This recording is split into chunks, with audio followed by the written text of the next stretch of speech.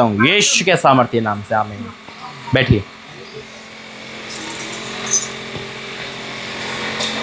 परमेश्वर धन्यवाद करते हैं सुंदर और पावरफुल फास्टिंग प्रेयर में जो 72 घंटे की है। आपकी कब की फास्टिंग कंटिन्यूटी है?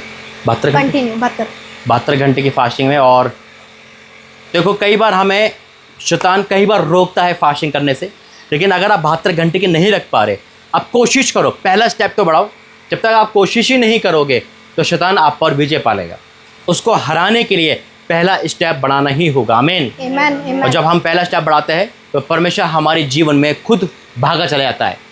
जब बच्चा चलना सीखता है ना तो पहला स्टेप होता है, वो गिरता है लेकिन माँ बाप तुरंत उसको उठा लेते हैं, फिर चलता है, फिर गिरेगा, फिर चलेगा, लेकिन एक दिन क्या होगा, माँ बाप के बिना भी वो चलेगा और दौड़ेगा यीशु मसीह के नाम में। ऐसे ही आत्मिक लाइफ है। जब हम शुरू में मसीह में आते हैं तो अंश बाय अंश परमेश्वर में बदलता है, उद्धार तुरंत हो जाता है। एक्सेप्ट किया परमेश्वर को, 32 में हमारा उद्धार हो गया, लेकिन धीरे धीरे करके परमेश्वर स्टेप बाय स्टेप हमें चेंजिंग लाता है, क्योंकि वो पता है कि मैं एकदम से किसी को थोप नहीं सकता परमेश्वर, है ना। वो धीरे धीरे करके स्टेप बाय स्टेप परमेश्वर करता है। देखो जब मुझे प्रभु लेकर आया, है ना, मैं पीछे बैठता था, वीडियो बनाता था, और उसके बाद परमेश्वर मुझे यहाँ लेकर आया, तो कितना फासला प्रभु ने तय करा। दूसरा, मुझे पता नहीं था कि परमेश्वर ऐसे बड़े काम करना जा रहा है। रांची से इंदौर, इंदौर से पुणे, पुणे से अंडमान निकोबार, परमेश्वर ने भवन पे भवन। और सबके सबसे कॉमन बात है, अधिकतर परमेश्वर ने लड़कियों के द्वारा मुझे इस्तेमाल कराया, आमीन। प्रभु की बेटी वहाँ पर होती है, चाहे वो लेडीज हो, चाहे वो हाउस वाइफ, कोई भी हो, ठीक है, वो बुलाते हैं और परमेश्वर काम करता है। क्योंकि शैतान जिस तरह से लड़कियों को इस्तेमाल करता है पाप करने में, उसी प्रकार से परमेश्वर ठान रखा है कि वो महिलाओं का इस्तेमाल करेगा अपने राज्य को बढ़ाने के लिए, यीशु मसीह। और ये वही परिवार है कि परमेश्वर ने सितंबर के महीने में यहाँ भेजा था और ये भवन खुल गया। अगर आप पुणे से हो तो कांटेक्ट करना। आने टाइम में एक बड़ी मीटिंग की हम अनाउंसमेंट करने वाले, जिससे आप जुड़ के रहो और आप संडे को एक बार जरूर आया करो, क्योंकि भवन तो परमेश्वर का है। कई बार हम दास के लिए आते हैं, कई बार हम प्रभु के दास के लिए आते, नहीं, प्रभु के दास के लिए कभी मत आना, है ना। सिर्फ परमेश्वर के भवन के लिए आओ। जब आओगे तो पाओगे यीशु मसीह के नाम में, आमीन। आज 72 फास्टिंग में, जैसे मैंने उस दिन कहा था और कल भी मैंने कहा था वीडियो बना के, फास्टिंग हमारी निवेदन लेकर है। आपके निवेदन हो गए, ऑनलाइन वालों की, यहाँ की निवेदन है। कोई आर्थिक तंगी से गुजर रहा है, कोई बीमारी में है, कोई तकलीफ में, किसी का रोजगार नहीं है, किसी का बिजनेस फ्लॉप है, कोई आत्मिकता में कमज़ोर है ना। ये कि आज का टोटल टाइटल क्या है? जो मांगोगे मिलेगा यीशु मसीह के नाम में। फास्टिंग में जो मांगोगे मिलेगा। ये कहाँ मिलेगा हमें वचन? आइए वचन पढ़ेंगे। एजरा 8:21।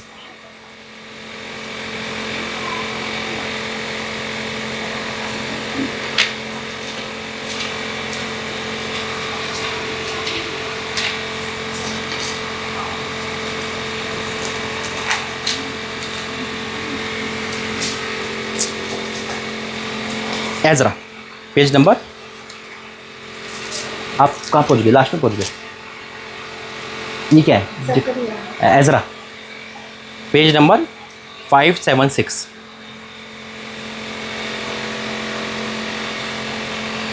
एजरा का 8 उसका 21।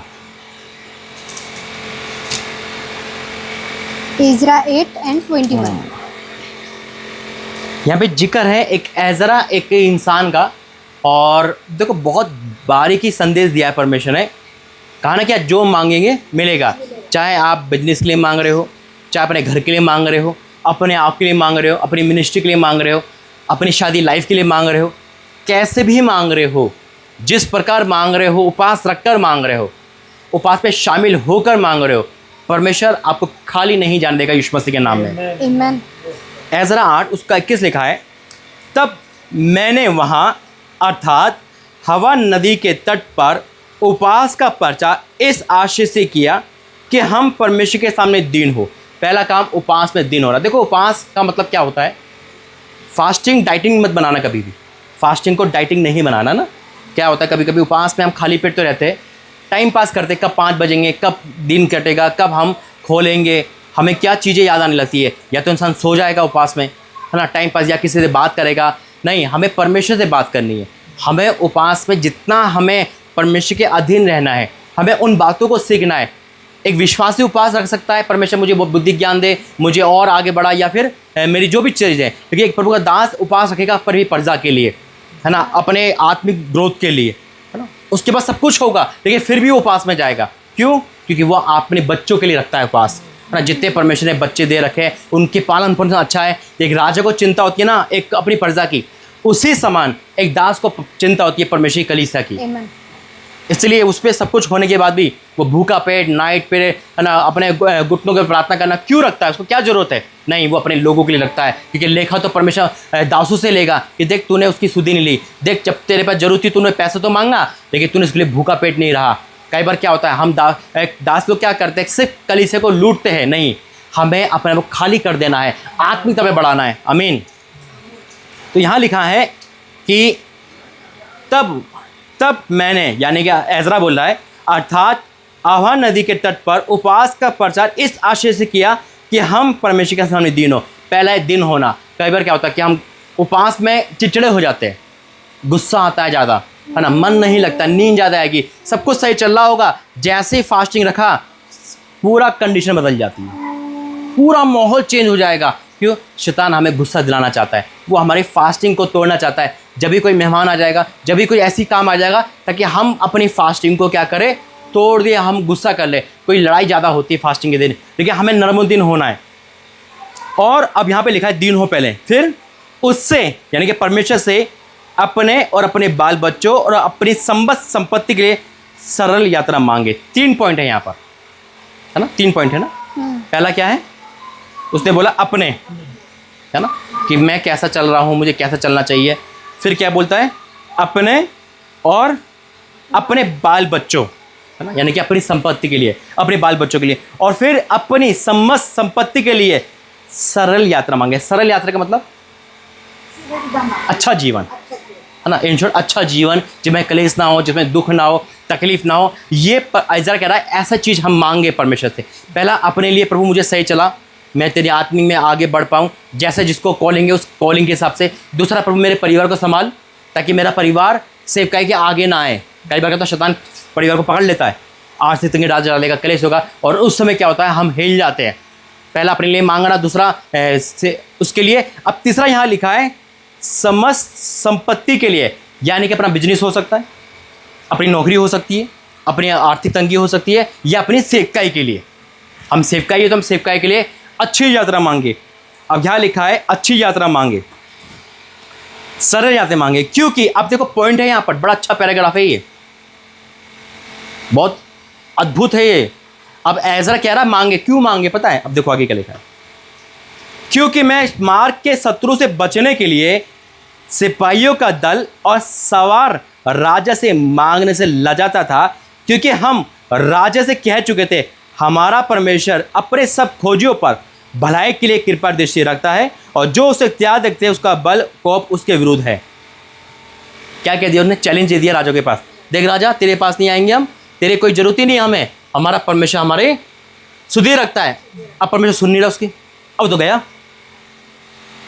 प्रार्थना कर कोई जवाब नहीं मिल रहा, अब आपसे तो बैर कर लिया और खुदा सुन नहीं रहा। तो यार बड़ी डेंजर समस्या हो गई, है ना। अब यहाँ पे आप ढूंढना फिर दो, किसी को उधार नहीं चाहिए हमें, कोई कुछ नहीं, हम परमेश्वर में, और परमेश्वर प्रार्थना का जवाब नहीं दे रहा, फंस गए हम। अब क्या करें? अगर वो एजरा राज के दोबारा जाएगा तो क्या थूक के चाट रहा है, थूक के चाट, तो बड़ा ऐठ में गया था, तेरा परमेश्वर तेरे विरुद्ध हो गया, झुक जाता वो। अब वो कह रहा कि मैं करूं क्या, मैंने बोल तो दिया। सवाल देखो लिखा है ना उसमें, यहाँ क्या लिखा है, क्योंकि मैं मार के सर से लजाता था, शर्म आ रही है उसे। अब क्यों शर्म आ रही, क्यों लिखा है? क्योंकि उसके प्रार्थना का जवाब नहीं मिल पा रहा है। कई बार हमारी प्रार्थना का जवाब नहीं मिल पाता, हमारे भाई बंधु हमारे घर वाले ताने मारने लगते, कहाँ है तेरा परमेश्वर, बचाए नहीं एक्सीडेंट से, चोट लग गई, बस मैं तो पहले ही कह रहा था मत मान, है ना, कुछ नहीं रखा इसमें। जब मौका मिलता है तो कोई चूकता नहीं है बोलने से, है ना, लेकिन परमेश्वर उसको मौका देते, बोल बेटा कब तक बोलेगा, हमें चेक करते हैं।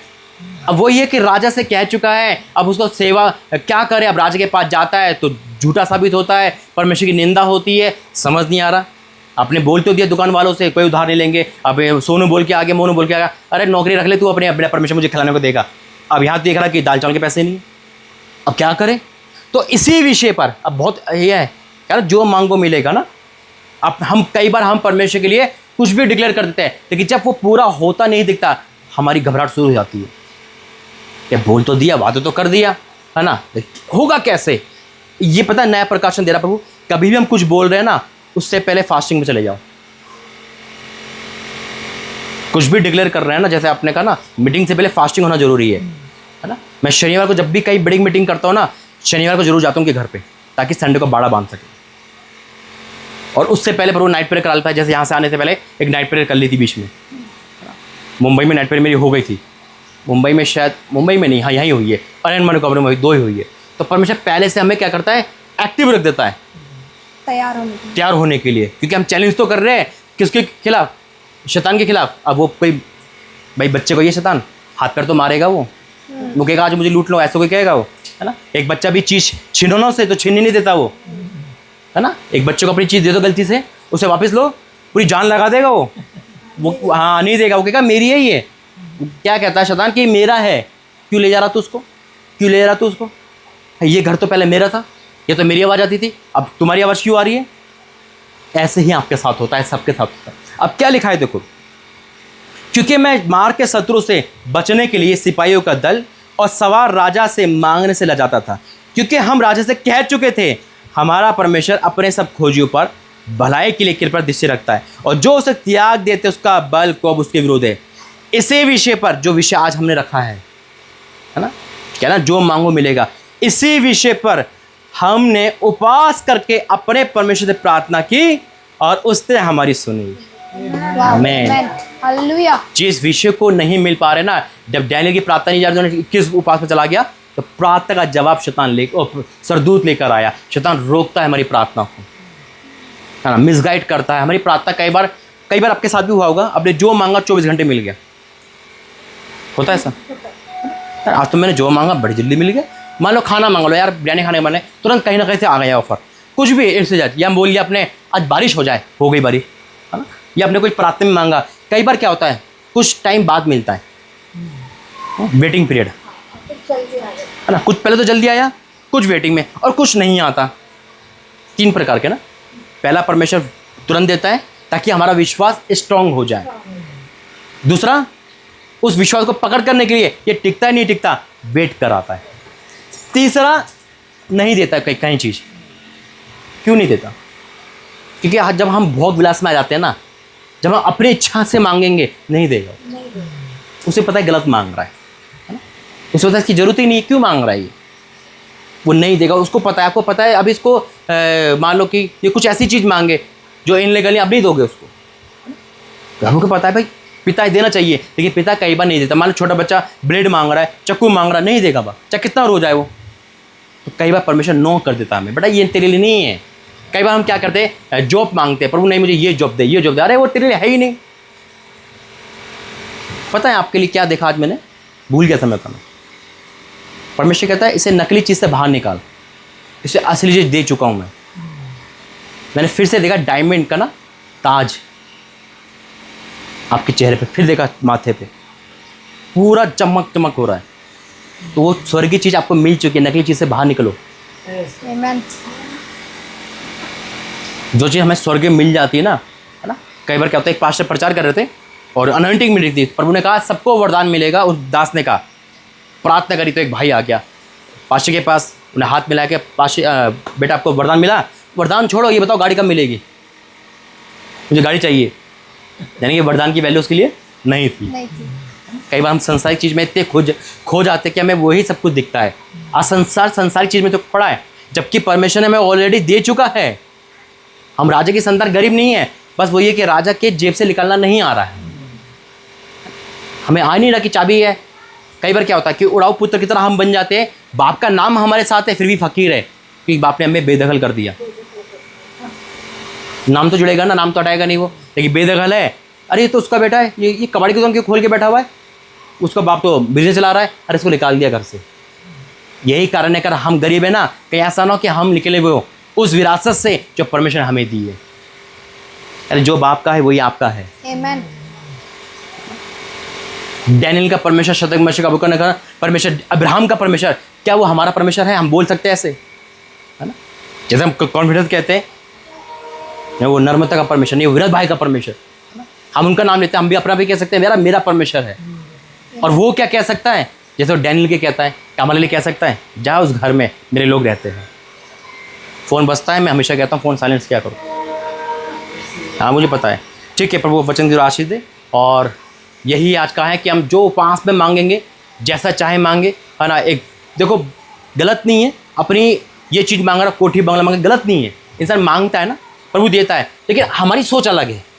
हम विश्वास से बढ़कर हो गए अब, है ना। हमारा सब कुछ हमारा है। अभी उनके पास वो ज्ञान नहीं आया तो वो मांग रहे, नौकरी मांग रहे, ठीक है। विश्वास ही एक लिमिटेड में आता है और वहीं रहेगा। लेकिन दास की सोच आकाश को देखती है, दुनिया को देखती है और फिर चलती है। क्योंकि हाँ, क्योंकि हमें आकाश की चीज़ों को मांगना है और ये चीज़ तो अपनी है ही हमारे।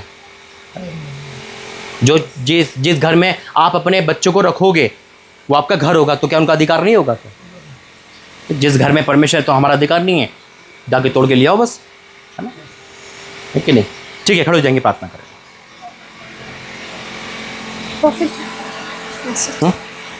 मैसेज हम मैसेज देना है।